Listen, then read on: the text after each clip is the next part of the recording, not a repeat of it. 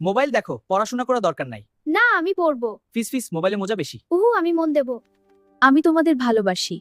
ভয় পেও না, আমি তোমাদের পাশে আছি। এখন একসাথে শিখি। আমাদের সন্তানদের আমরা ভয় দেখিয়ে বড় করতে চাই না। আমরা চাই তারা বুঝে চলুক। আমরা চাই তারা আল্লাহকে ভালোবাসুক, আল্লাহর কথা শুনুক, আর সঠিক পথটা নিজে থেকেই বেছে নিক। কিন্তু এই পথের মাঝে একটা অদৃশ্য বাঘা আছে, তার নাম শয়তান। শয়তান কখনো সামনে এসে বলে না আমি খারাপ। সে আসে খুব চুপি চুপি, মনের ভেতর ফিসফিস করে। সে বলে, নামাজটা একটু পরে পড়লেও চলবে। এটা তো ছোট ভুল, কিছু হবে না। আজ পড়াশোনা না করলেও সমস্যা নেই। এই কথাগুলোই শয়তানের কুমন্ত্রণা। আল্লাহ আমাদের আগেই সাবধান করে দিয়েছেন, নিশ্চয়ই শয়তান তোমাদের শত্রু।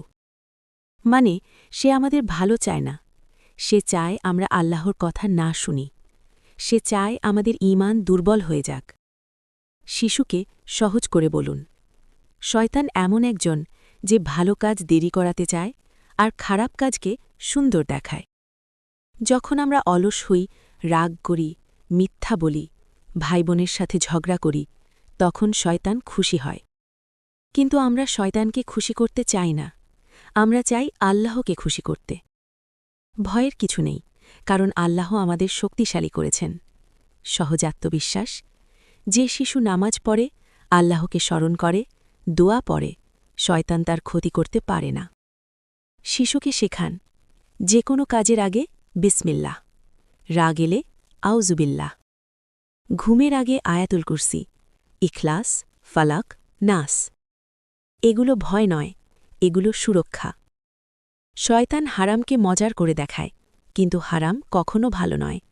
যেটা আল্লাহ নিষেধ করেছেন সেটা থেকে দূরে থাকাই নিরাপদ। আর একটা কথা, অহংকার। এটাই শয়তানের পতনের কারণ ছিল। বন্ধুকে ছোট ভাবা, ভুল করেও না মানা, নিজেকে সবার চেয়ে বড় ভাবা, এগুলো শয়তানের গুণ, মুমিনের নয়।